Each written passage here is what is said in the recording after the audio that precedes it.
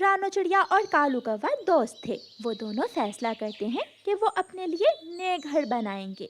कौवा और चिड़िया अपना नया घर बनाने के लिए चीजों की लिस्ट बनाते हैं। कौवे भैया, सूखी लकड़ियाँ, सूखी घास और छोटे तिनके, हमें ये सारी चीजें लानी होंगी। वहाँ जंगल की दूसरी तरफ मेरा दोस्त बुरा रहता है। उसने अभी कल ही नया घर बनाया है। हम उससे जाकर इन सारी चीजों का पूछ लेते हैं। ये तो बहुत अच्छी बात है, ऐसे काम जल्दी हो जाएगा। फिर चिड़िया और कौवा कालू कौवे के दोस्त बुरे कौवे के पास जाते हैं। दोस्त पूरे, ये मेरी पुरानी दोस्त रानू चिड़िया है। हमने फैसला किया है कि अपने लिए नए घर बना ले। नहीं दोस्त, क्योंकि कुछ दिनों बाद बर्फ शुरू हो जाएगी, ठंड बढ़ जाएगी और ऐसे मौसम में घर के बिना जीना बहुत मुश्किल होगा। कालू मेरे दोस्त, मैंने अभी कल ही नया घर बनाया है। तुम मेरे साथ इस घर में रह सकते हो।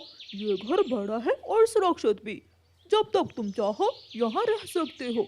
ये सुनकर कालू कौवा खुश हो जाता है, लेकिन रानो चिड़िया बोलती है, बुरे दोस्त, तुमने ठीक कहा, लेकिन हमारे लिए ज्यादा अच्छा यही होगा कि हम अपने अपने नए घर बना लें, जहाँ हम आने वाले वक्त में रह सकें। कालू दोस्त, इस चिड़िया की दोस्ती छोड़ दो। ये नहीं चाहती कि तुम आराम और सुकून से जीवन गुजार सको। ये मेरी पुरानी दोस्त है। कौवे भैया, हम यहाँ सूखी लकड़ियाँ और घास का पूछने आए थे। समय ज़ाया हो रहा है हमारा, चलो हमें अभी बहुत सारा काम करना है। चिड़िया कौवे को साथ ले जाती है। कौवा पेड़ की डाल पर बैठा लकड़ियाँ काट रहा था और रानो चिड़िया उन लकड़ियों को एक जगह इकट्ठा करती है। कुछ लकड़ियाँ काटने के बाद कालू कौवा अपना कुल्हाड़ा जमीन पर फेंक देता है। कौवे भैया, क्या हुआ? आपने कुल्हाड़ा फेंक क्यों दिया है? मैं थक गया हूँ। ये काम वाम मुझसे नहीं होगा। मैं जा रहा हूँ अपने मित्र के पास। लेकिन मुझे छोड़कर आप कैसे जा सकते हो? हम हमेशा साथ रहे हैं।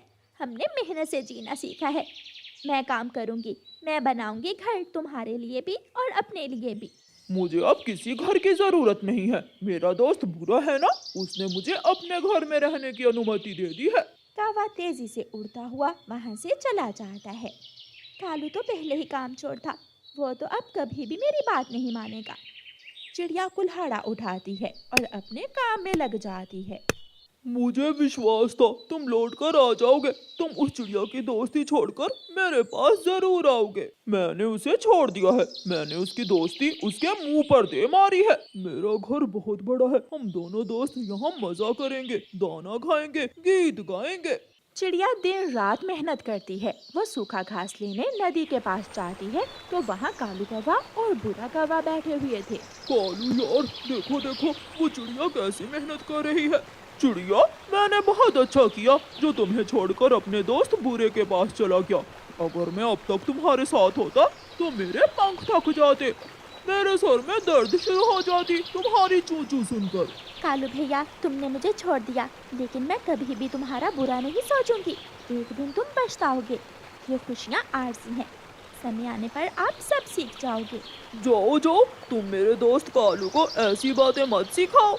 चिड़िया मेहनत से अपना घर बना लेती है। अब चिड़िया को अपने घर में आने वाले ठंड के दिनों के लिए दाना जमा करना था। रानो चिड़िया अपनी टोकरी उठाकर दाना लेने चली जाती है। पूरे दोस्त, मुझे भूख लगी है। चलो हम दोनों दोस्त दाना लेने जाते हैं। बुरा कौवा तो कालू कौवे से भी बड़ा कामचोर था। वो कालू कौवे से कहता है, मुझे भूख नहीं है, जाओ तुम अपना दाना ले आओ। कालू कौवा अपना दाना लेने जाता है। कालू, क्या तुम्हारा दोस्त दाना लेने नहीं आया? नहीं, मेरे दोस्त को भूख नहीं थी, इसलिए मैं अकेला ही आ गया। कौवा अपना दाना लेकर वापस चला जाता है। कौवा घर में बैठकर जब दाना खाने लगता है तो बुरा उससे कहता है, कालू दोस्त, तुम्हें दाना खाते हुए देखकर मुझे भी भूख लगी है। मुझे अपने दाने में से आधा दाना दे दो। कालू कौवा क्या करता, वो बुरे के घर में जो था, इसलिए बुरे को ना नहीं करता। हाँ हाँ, लो, आधा दाना तुम खा लो और आधा दाना मैं खा लेता हूँ। बुरा कौवा कालू कौवे से आधा दाना लेकर खा लेता है। दूसरे दिन भी ऐसा ही होता है।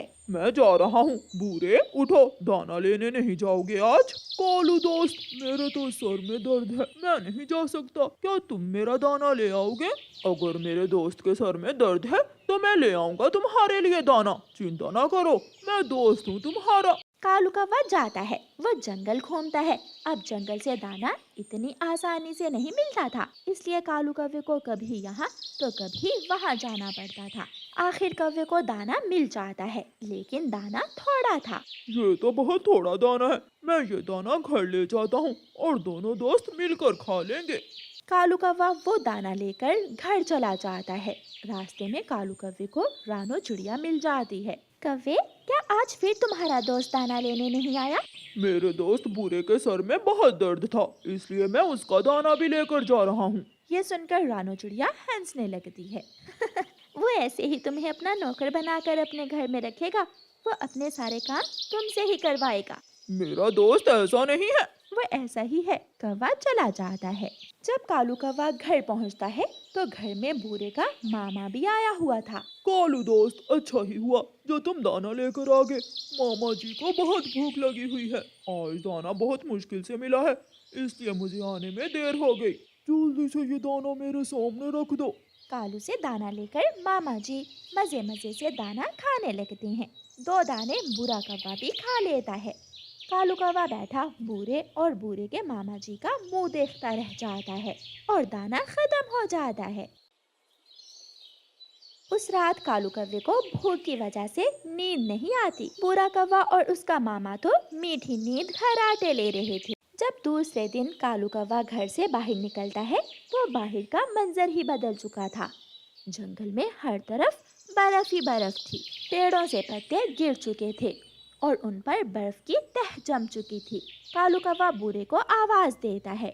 दोस्त बूरे, जल्दी बाहर आओ। देखो, जंगल में बर्फ शुरू हो गई है। बूरा बाहर आता है। मेरे मित्र कालू, मैं ऐसे मौसम में भोजन लेने नहीं जा सकता। तुम मेरे लिए और मेरे मामा जी के लिए भोजन ले आओ। लेकिन ये तो बहुत मुश्किल है, मैं कैसे करूँगा? मेरे लिए भी घर बनाना मुश्किल था।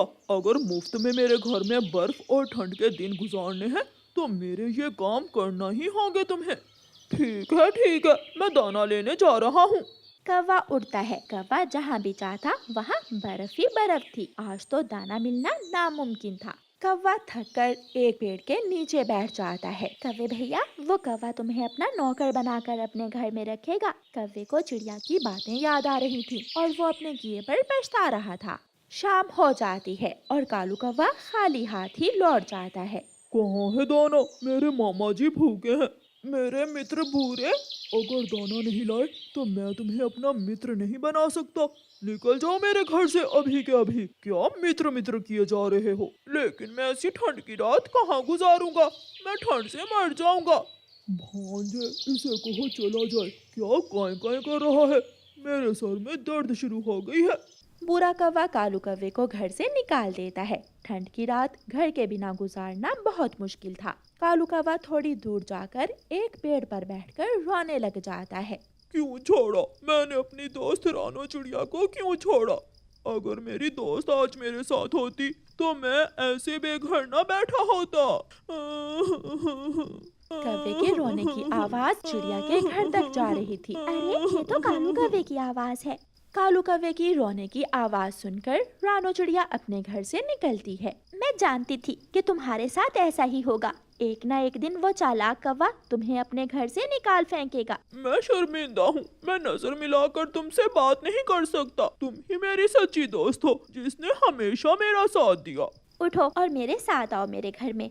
तुम यहाँ मर जाओगे, ठंड से बर्फ बन जाओगे यहाँ बैठे बैठे। फिर रानो चिड़िया कालू कौवे को अपने साथ ले जाती है और कौवा चिड़िया से अपने किए की माफी मांगता है। किसान की पत्नी का बेटा आंगन में बैठा हुआ फ्रेंच फ्राइज खा रहा था। किसान की पत्नी के घर के आंगन में एक पेड़ था जिस पर बैठा हुआ कालू कौवा बच्चे पर नजर रखे हुए था। ये तो कोई बहुत स्वादिष्ट चीज है। मुझे ये चीज किसी भी तरह इस बच्चे से छीनना होगी। ऐसा सोचते हुए कालू कौवा उड़ता है और बच्चे के सामने से फ्रेंच फ्राइज उठाकर भाग जाता है। वो सीधा घने जंगल में जाता है और वहाँ बैठकर फ्रेंच फ्राइज खाने लगता है। ये तो बहुत स्वादिष्ट है। मैं खुद को कैसे रोकूं खाने से? गोरी मुझसे लड़ेगी। कौवा ऐसे सोचता हुआ सारे ही फ्रेंच फ्राइज खा लेता है और अपने घर की तरफ चला जाता है। कालू, तुम खाली हाथ ही लौट आए। तुम तो इंसानों की बस्ती में मेरे लिए स्वादिष्ट भोजन लेने गए थे। हाँ, गया तो था, मगर मुझे वहाँ से कुछ मिला ही नहीं। कौवा अपनी पत्नी से ऐसे झूठ बोलता है। गौरी, तुम ये सूखे चनों के दाने खा लो। क्या तुम नहीं खाओगे? मुझे भूख नहीं है। गौरी, तुम खा लो। फिर रात हो जाती है। कौवा और उसकी पत्नी सो जाते हैं। ये फ्रेंच फ्राइज बहुत स्वादिष्ट हैं। मैं ये सारे ही खा लूंगा और गौरी के लिए सूखा दाना ले जाऊंगा। कौवे को सोते में बोलने की आदत थी। जब वो ऐसे बोल रहा था तो उसकी पत्नी गौरी कौवी सब सुन लेती है। तो ये बात है कालू के बच्चे, कल मैं जाऊंगी इंसानों की बस्ती की तरफ और तुम रहोगे घर में। सुबह हो जाती है। गौरी, मैं जा रहा हूँ। मैं इंसानों की बस्ती की तरफ जा रहा हूँ। नहीं कालू जी, आज इंसानों की बस्ती की तरफ मैं जाऊंगी और तुम जंगल से दाना ढूंढ कर लाओगे। ऐसे गौरी अपने घर से निकलती है। थोड़ी दूर उसे रानो चिड़िया मिलती है। गौरी कौवी रानो चिड़िया के पास जाती है। रानो चिड़िया, तुम क्या कर रही हो यहाँ? गौरी बहन, बहुत भूख लगी है, मैं भोजन की खोज में निकली हूँ। चिड़िया, चलो मेरे साथ चलो, मैं इंसानों की बस्ती की तरफ जा रही हूँ। वहाँ से कोई ना कोई स्वादिष्ट चीज जरूर मिल जाएगी खाने को। हाँ, मगर जो भी मिला हम बांट कर खाएंगे। तो फिर चलो मेरे साथ। फिर गौरी कौवी और चिड़िया इंसानों की बस्ती की तरफ चली जाती हैं। मैं इस दिशा में जाती हूँ और आप उस तरफ जाएं। चिड़िया को थोड़ी दूर एक हलवाई की दुकान की छत से एक लड्डू मिल जाता है। चिड़िया वो लड्डू देखकर बहुत खुश होती है। मैंने गौरी से वादा किया है कि जो भी मिला मिल बांट कर खाएंगे, इसलिए मैं ये लड्डू ले जाती हूँ। गौरी कौवी भी किसान की पत्नी के घर में पेड़ पर बैठी हुई थी। दुष्ट कौवे, मैंने तुम्हें देख लिया है, आज तुम्हें सजा जरूर मिलेगी। ऐसा कहते हुए किसान की पत्नी फ्रेंच फ्राइज पर पेट खराब करने वाली दवा लगाकर उन्हें आंगन में रख देती है। गौरी मौका देखकर वो फ्रेंच फ्राइज उठाकर भाग जाती है। मम्मा, अब पता चलेगा उस कौवे को, वो हर रोज मेरा भोजन उठा कर ले जाता है। फिर दोनों चिड़िया और गौरी कौवी जंगल में एक जगह इकट्ठी होती हैं। गौरी गौरी, देखें, मुझे स्वादिष्ट स्वादिष्ट लड्डू मिला है और मुझे फ्रेंच फ्राइज। किसी तरह मुझे चिड़िया को साइड पर करना होगा ताकि ये सारा माल मैं अकेली ही खा सकूं।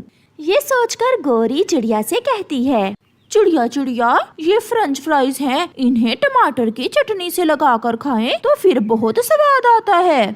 मगर हमारे पास तो टमाटर की चटनी नहीं है। तुम जल्दी से जाओ और किसान के खेत से तो टमाटर ले आओ, तब तक मैं चटनी बनाने का सामान जमा करती हूँ, फिर मजे से पार्टी करेंगे। चिड़िया गौरी कौवी की बातों में आकर किसान के खेत से टमाटर लेने चली जाती है और गौरी मजे मजे से अकेली ही फ्रेंच फ्राइज खाने लगती है। वो सारे ही फ्रेंच फ्राइज खा लेती है। वाह रे चिड़िया, अपना मीठा मीठा लड्डू भी मुझे दे गई हो। फिर गौरी कौवी चिड़िया का लाया हुआ लड्डू भी अकेली ही खा लेती है और वहाँ से घर भाग जाती है। चिड़िया भी किसान के खेत से टमाटर लेकर वहाँ आ जाती है, मगर वहाँ तो कुछ भी ना था, ना गौरी, ना लड्डू, ना फ्रेंच फ्राइज, केवल एक खाली डिब्बा वहाँ पड़ा हुआ था। चिड़िया रोने लग जाती है। दुष्ट गौरी कौवी, तुमने मेरे साथ धोखा किया, मैं तुम्हें माफ नहीं करूँगी। रोती हुई चिड़िया बेचारी भूखी ही घर वापस जाती है। गौरी, मेरे लिए क्या लाई हो इंसानों की बस्ती से? जैसे कल तुम्हें कुछ नहीं मिला था, ऐसे ही आज मुझे भी कुछ नहीं मिला। गौरी ने अभी ये बात की ही थी कि उसके पेट में गुड़गुड़ शुरू हो जाती है। गुड़गुड़ कैसे ना होती, उसने पेट खराब करने वाली दवाई मिले फ्रेंच फ्राइज जो खा लिए थे। कालू, रुको रुको, मैं अभी आई। गौरी भागी भागी शौचालय चली जाती है। थोड़ी देर बाद गौरी जैसे ही वापस आती है, वो फिर से कालू से कहती है, हटो हटो कालू, मुझे जाने दो। गौरी फिर से भाग जाती है। अब तो 1 मिनट भी ना गुजरता, गौरी आती और फिर जाती। बार बार शौचालय जाकर उसे बहुत कमजोरी हो गई थी, वो गिर जाती है। मुझे कुछ बताओ भी, क्या हुआ है? कालू, पहले तुम बताओ कि कल जब तुमने फ्रेंच फ्राइज खाए थे तो क्या तुम्हारा भी पेट खराब हुआ था? नहीं, मैंने तो खाए ही नहीं फ्रेंच फ्राइज। मुझे सब पता है। जैसे कल तुमने चोरी चोरी फ्रेंच फ्राइज अकेले ही खाए थे, ऐसे ही आज मैंने भी खा लिए। मगर कालू, मैं मर रही हूँ। मेरे पेट में बहुत दर्द हो रहा है। प्लीज कुछ करो कालू जी, मैं मर जाऊंगी। कालू जल्दी से चिड़िया की तरफ जाता है। चिड़िया चिड़िया, जल्दी चलो, गोरी मर जाएगी, उसके पेट में बहुत दर्द हो रहा है। दर्द तो होगा, उसने मेरा लड्डू भी खा लिया और फ्रेंच फ्राइज भी, और मुझे भेज दिया चटनी बनाने के लिए टमाटर लेने। चिड़िया, अच्छा ही हुआ जो तुमने वो फ्रेंच फ्राइज नहीं खाए। लगता है किसान की पत्नी ने उनमें दवा मिलाई हुई थी। गोरी का तो बुरा हाल है। चिड़िया के पास पेट दर्द की दवा थी। चिड़िया वो दवा लेकर कालू के साथ जाती है और 2 कतरे पेट ठीक करने वाली दवा के गोरी के मुंह में डाल देती है। जो लालच करता है हमेशा उसके साथ बुरा होता है। चिड़िया, मेरी तो किस्मत ही खराब है। अगर तुम्हारे साथ बांटकर फ्रेंच फ्राइज और लड्डू खाए होते तो शायद मेरे पेट में इतना शदीद दर्द ना होता। ऐसा कहते हुए गोरी फिर से शौचालय की तरफ भागती है, जिसे देखकर चिड़िया की तो हंसी ही नहीं रुक रही थी।